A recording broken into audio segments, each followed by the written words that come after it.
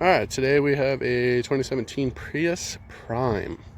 It's in a nice, kind of like a deep red, right? So it's not like a burgundy, it's just like depth to the red.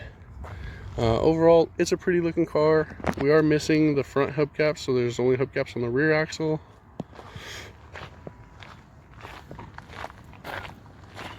Boom. Tires are pretty much brand new, only a couple years old. There are some scratches, some dings and stuff.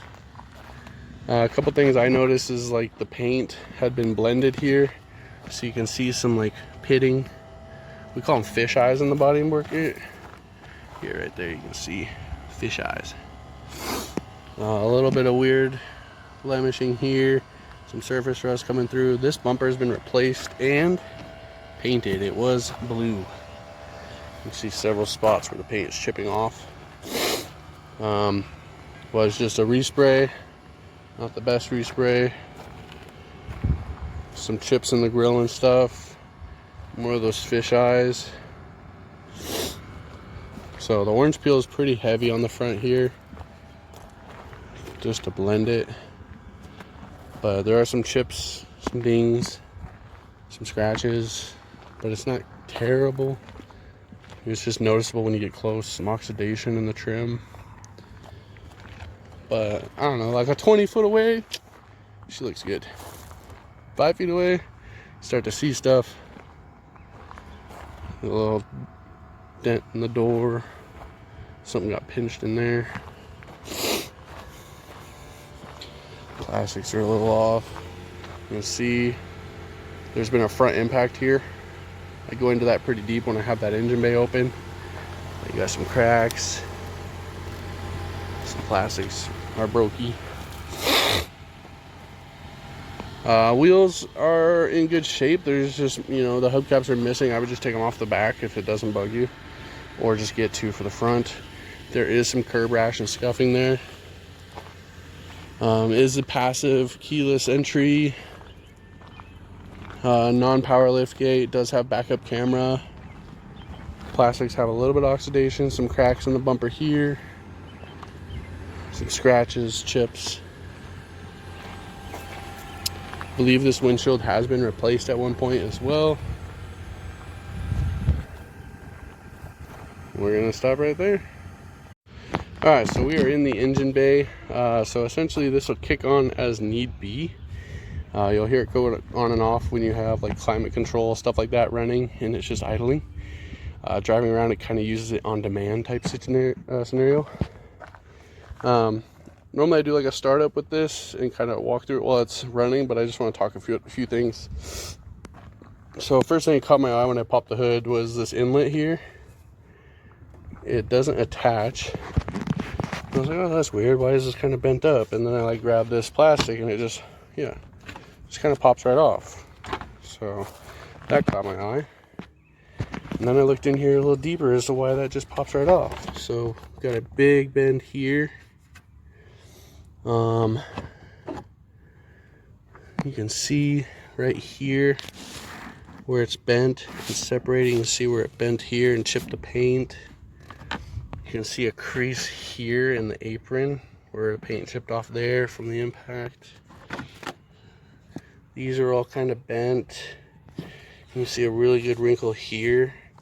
There's some cardboard or something screwed in right there. You can see like a pretty good bend on the aluminum here. And then kind of just tape the foam back up. So this is all welded for the most part. I believe the core support you can unbolt and like pick up. As you can see, this is all broke.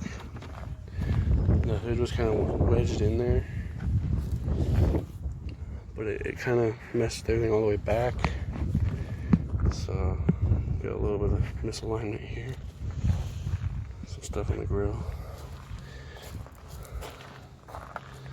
And then like brake fluid, coolant on the battery looks really good. Engine coolant, little discolored. They should be the same. They don't share the system, so that The radiator and everything is in and secure. The condenser seems like it's newer. So just some stuff there. Air filter looks pretty good. Transmission on these are like a gearbox, like a manual diff on a front wheel drive car. It's like a gearbox. You gotta check it underneath. There's a little plug there. But I'm gonna turn it on. You'll hear the battery start to hum, and then I'll give it some throttle until the engine kicks on. So just bear with the camera.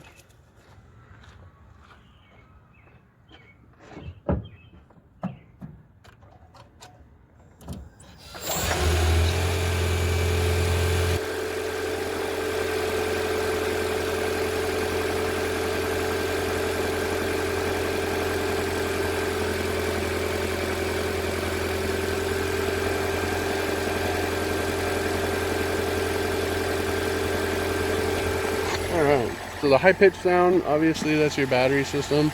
This has like a pretty low charge. It is saying it's recommended being plugged in. The engine will charge the system, but these do need to be plugged in when they get pretty low, just to help keep the life of the battery up.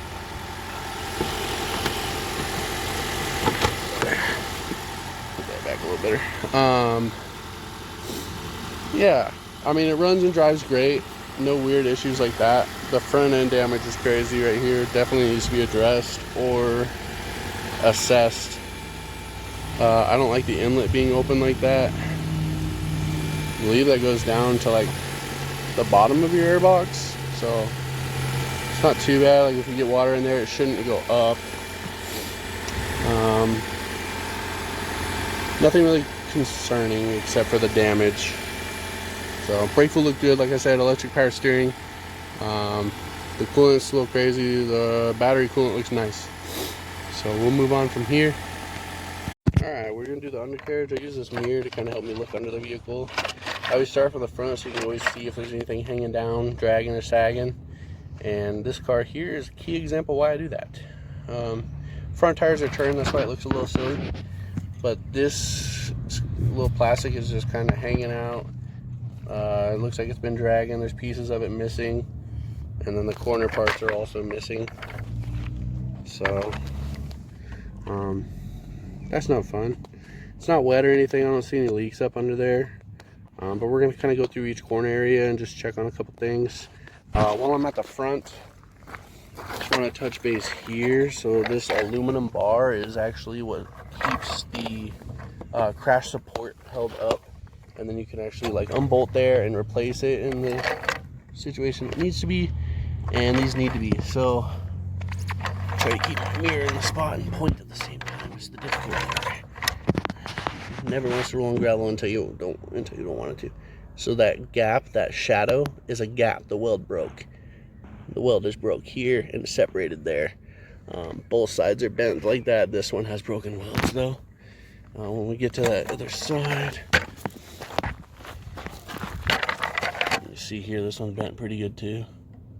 I didn't see any broken welds, but it's got a pretty good bend in there. So you can kind of see how all that stuff's little kitty womped out. Driver front corner, just gonna be your lift point here. In good shape. I don't see anything there. Plastics are all still here on the sides. All still looks good there. Go to the back here. Same deal. Lift point, plastics, your fuel tank will look good here. And then looking at the rear here, all the plastics and everything are still intact. Stock muffler. Rear subframe's in good shape. It's not all chewed up or rusty or anything like that.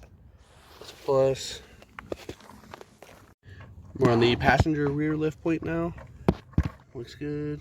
Skid plate, or not skid plates, so little deflectors to make the drag coefficient lower, right? But they're all still intact under here.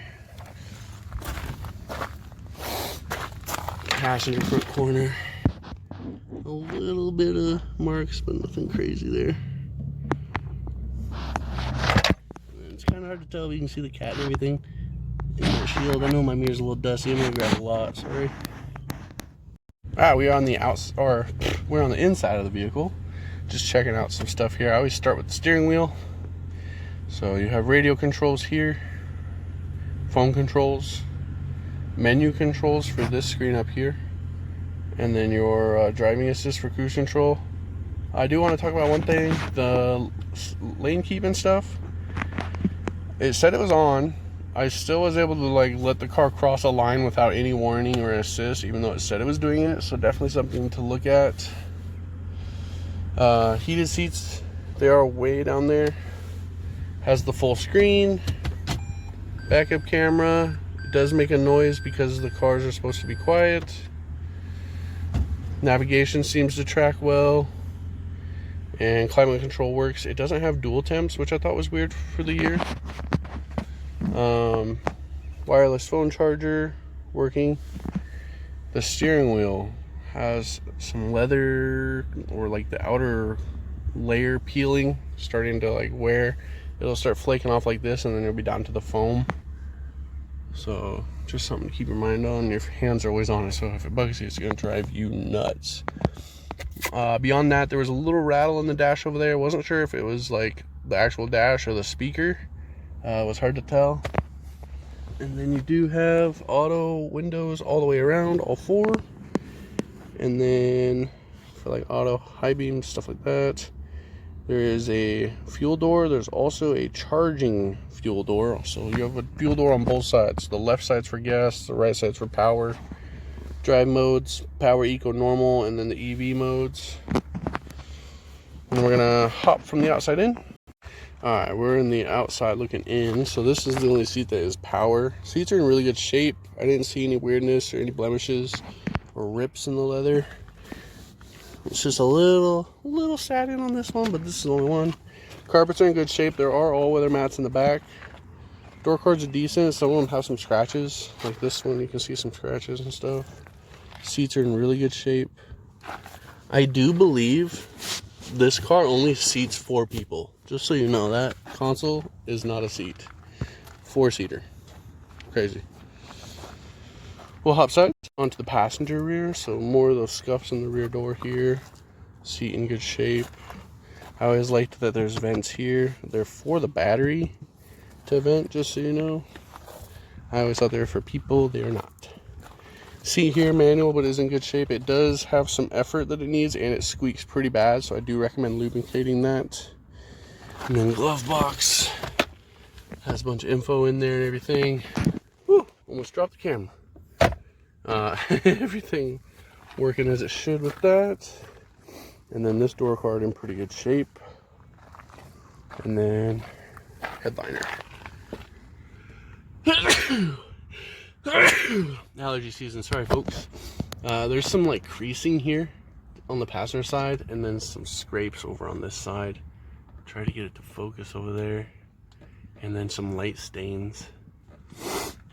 Alright, we are on the trunk, rear hatch, truck bed. This happens to be a hatch situation because of the way it curves.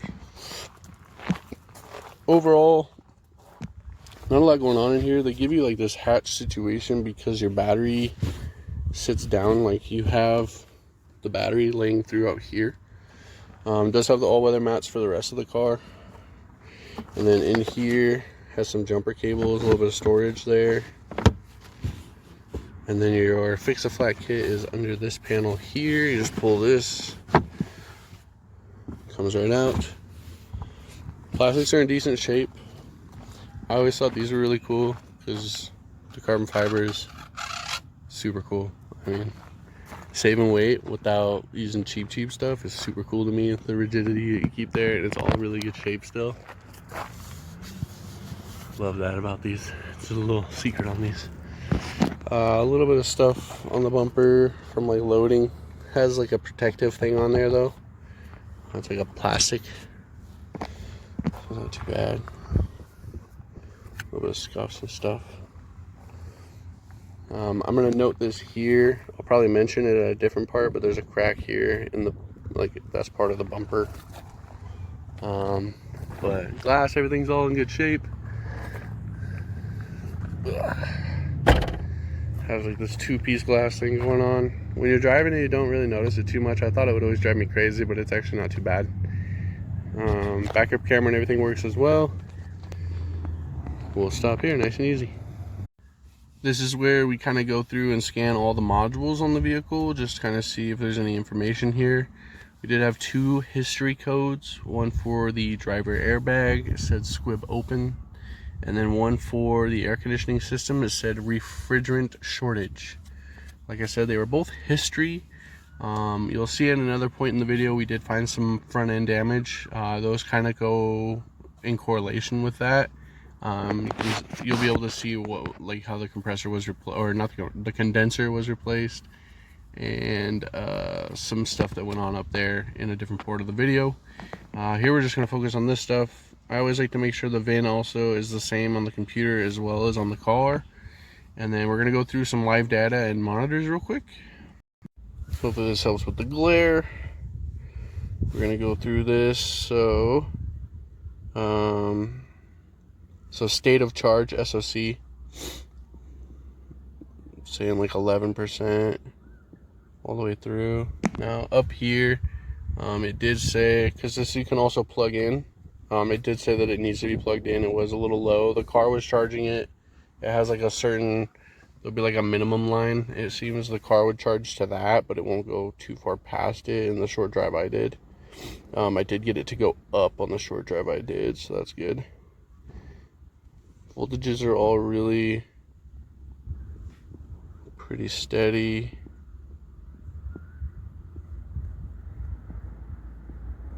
Get up here. All right. And then